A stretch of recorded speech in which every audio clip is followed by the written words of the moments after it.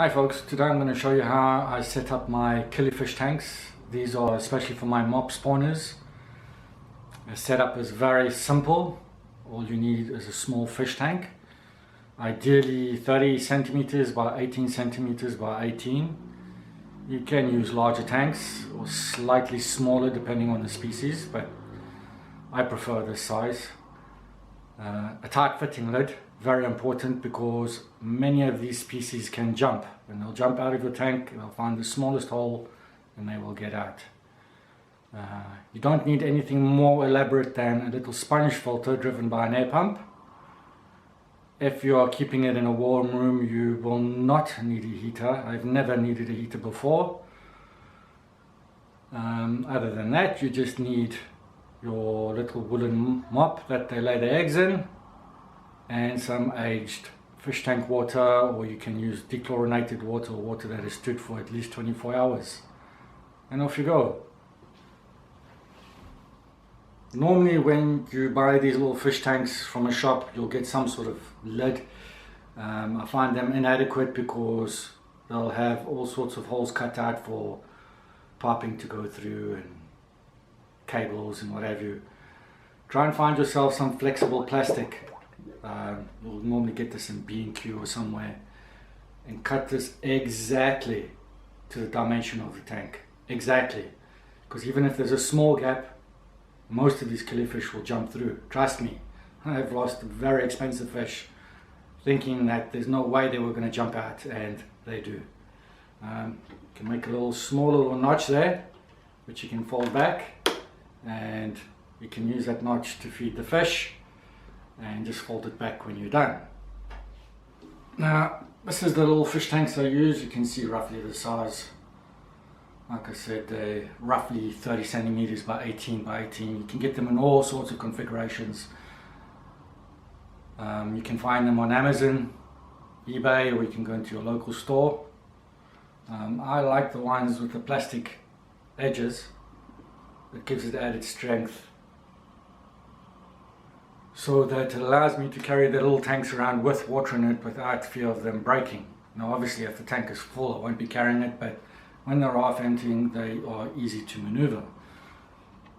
You don't need anything more elaborate than a little sponge filter.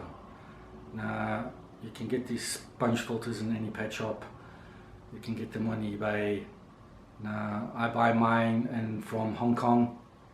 They're cheap, they're £1 a piece, and they are perfect for killifish. Now I make a slightly more advanced filter because quite often I go away. You can see on many of my videos over on my travel vlog on YouTube, Roman Scott. I travel a lot, and quite often I have to leave my killifish for a week or 2 weeks at a time. So I try and provide them with a little bit more filtration. Now, the first thing I know you're going to say is, won't they die? Well, quite often, like I said, I go for a week or 2 weeks and the killifish don't suffer any problems at all.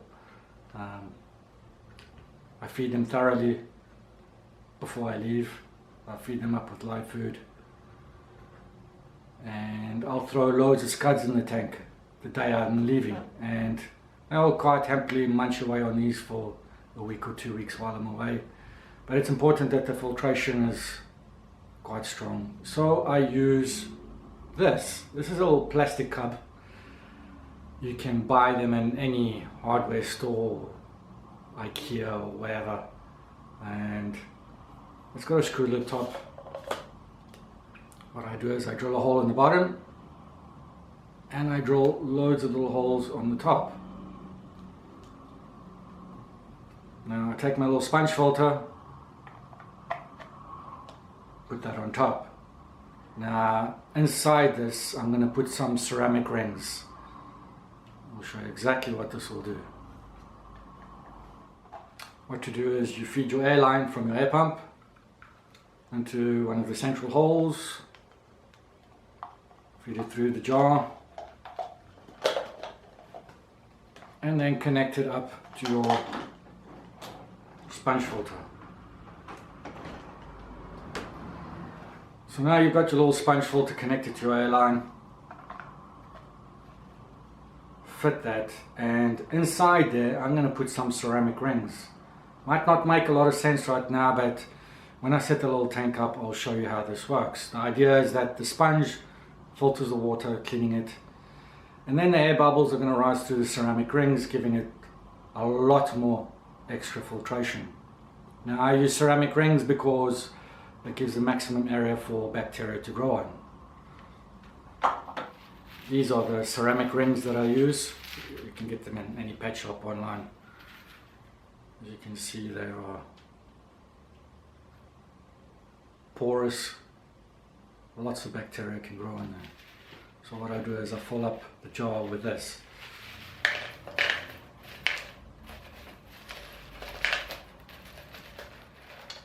So now you've got to set up something like this. You've got your little sponge filter, water gets sucked through there and it will bubble up into the ceramic rings and out the top. Now I'll put the lid on the top so that fish can't go in there.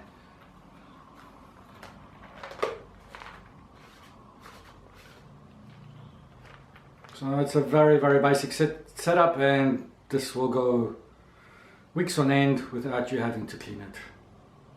Plus it gives you maximum surface area for bacteria to grow on, so you're not going to have any issues. And since I feed most of my killies live food, it's very rare that I have a overload problem. However, it's easy for bacteria to thrive in a killifish tank and cause infections, so it's best to be on the safe side. I'm now going to fill up the tank and show you how it all works.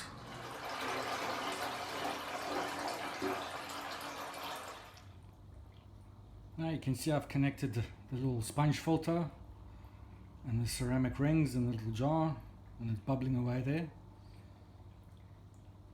Now in a few weeks the ceramic rings will be colonized with bacteria and you'll be able to happily breed your killifish in there for years to come without any issues. You can see the water bubbling away at the top there, providing maximum oxygen for your fish, as well as providing a lot of oxygen inside the ceramic rings themselves. Now remember to put your tight fitting lid on top, otherwise your killies will jump out.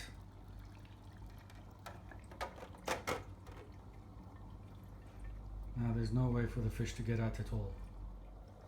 Now this mop has only just been put in, so it will float for an hour or so before the strain starts sinking down, but you get the idea. The fish will swim in and out of there laying their eggs. In a later video I will show you a settled tank with the killifish in there breeding away quite happily. Now there are many ways of setting up these little tanks, and every killifish breeder you talk to will give you their own idea. A lot of them have their own little secrets that they'll not share, but this is the way I do it, and it's worked for me for many years now. And it's the simplest way, it's the cheapest way. So good luck with setting up your killies, and let me know how you get on, how successful you are with breeding your killifish. If you've got any ideas, tips that we can share with each other, just drop a comment below or send me a message on my blog at protropicals.com, and we can share it with the rest of the members. One last thing, I forgot the mops that I use for spawning. That's it there. Very simple wool. I've made a loop around the book to get my length that I wanted, and then I just tied it to a little piece of polystyrene, tied it on, and this will float inside the tank. And this is what the killifish will lay their eggs in.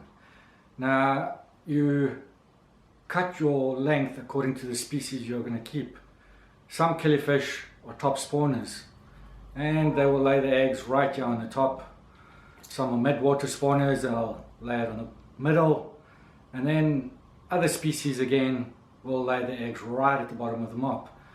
Now if I'm not breeding bottom egg laying species, then I will purposely cut the mop short so it's not trailing on the bottom of the tank. The reason for that is a lot of the detritus and mold forms in the bottom, and it's very easy for the mop to get full of gunge and infect the eggs that are on the mop. So if I'm breeding mid or top spawners, then I cut the mop short so it's not touching the bottom. Now I use black wool. The reason is that many of the species of killifish prefer the darker wools. I've tried different colors in the same tank, and the lighter the color, light green, they tend to ignore it and they always lay the eggs in the darker mops. So I advise you to get as darker wool as you can, and you'll be able to see the eggs better and you'll get a bigger load of eggs.